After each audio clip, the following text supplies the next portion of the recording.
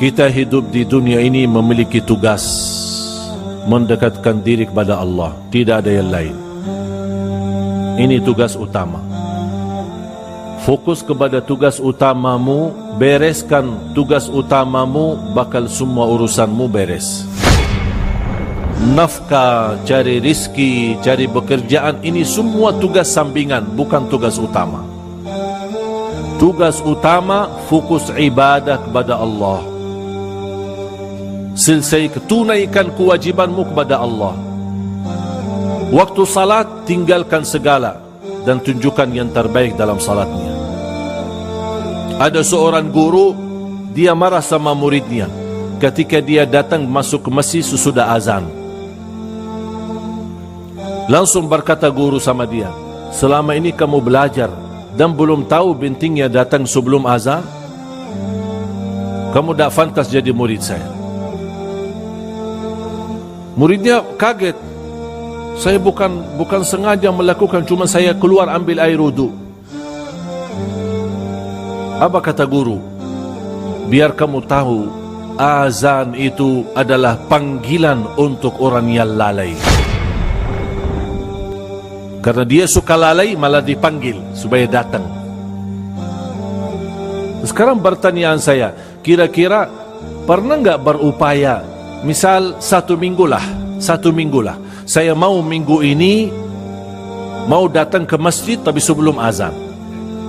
Cuba aja satu minggu. Maksud saya menapa? Supaya Bapak Ibu kenal diri, sejauh mana saya bisa melakukan yang terbaik. Paling tidak saya mau datang ke masjid, tapi insyaAllah tidak boleh terlewat takbirah pertama sama imam. Itu paling tidak. Wallahi Bapak Ibu, tidak sama di sisi Allah orang yang saf di saf pertama, salat di saf pertama, sama salat yang di saf di kedua. Tidak sama. Orang yang bisa takbiratul ihram sama imam, sama yang masbuk, wallahi tidak sama di sisi Allah, walaupun dua-duanya dapat pahala salat. Allah Maha Adil. Kita masuk surga karena karunia dan rahmat dari Allah. Tapi nanti di dalam surga, ini tergantung perjuangan masing-masing. Yang datang duluan di saf pertama, derajatnya tinggi daripada yang di saf kedua.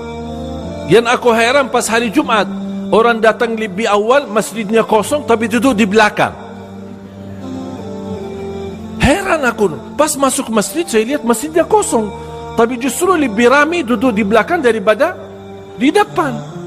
Dia lupa Rasulullah SAW pernah berkata, Allahumma arham as-saffil awal, ya Allah rahmati ahli saf pertama.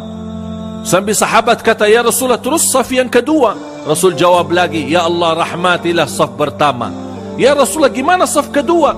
Ya Allah rahmatilah saf pertama. Sampai 3 kali mendoakan. Sampai sahabat masih tuntut, terus ya Rasulullah, bagaimana saf kedua? Kata Rasul, ya udah sekalian saf yang kedua. Tapi habis apa? 3 kali doa dapat saf pertama. Dan ini jamaah sekalian, saya tidak membicarakan masalah boleh atau tidak boleh. Salat di masjid, di saf pertama, di saf kedua, di saf terakhir, menurut saya semuanya boleh. Tapi ini menunjukkan perlombaan yang terbaik di antara kita. Makanya kalau kita ingin diberi oleh Allah yang terbaik, bahagia yang terbaik, sehat yang terbaik, berkah rezeki yang terbaik, keturunan yang terbaik, kita juga harus punya tugas memberi yang terbaik kepada Allah Subhanahu wa taala. Terbaik tahajud, terbaik salat sunnah qabliyah ba'diyah, terbaik duha, terbaik sunnah salat hajat, semua amalan-amalan walaupun hukumnya sunnah, kita lakukan yang terbaik. Supaya apa? Allah membalas yang lebih baik. Dan kita yakini Allah tidak akan membalas yang sama, tapi justru akan Allah membalas yang lebih. فمن يعمل مثقال ذرة خيرا يره ومن يعمل مثقال ذرة شرا يره.